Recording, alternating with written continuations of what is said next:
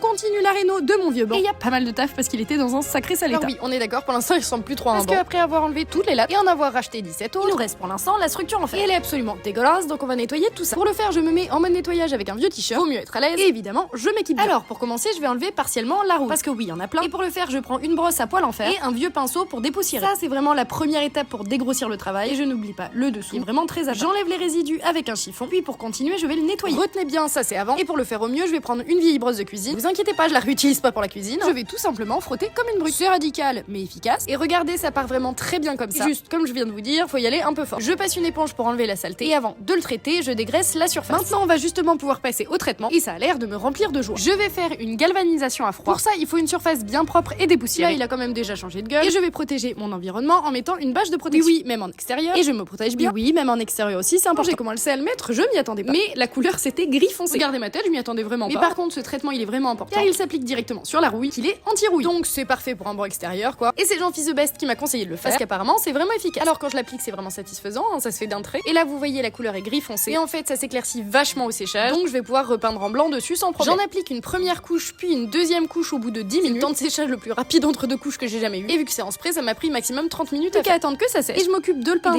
Dis-moi si tu veux voir ça, des bisous.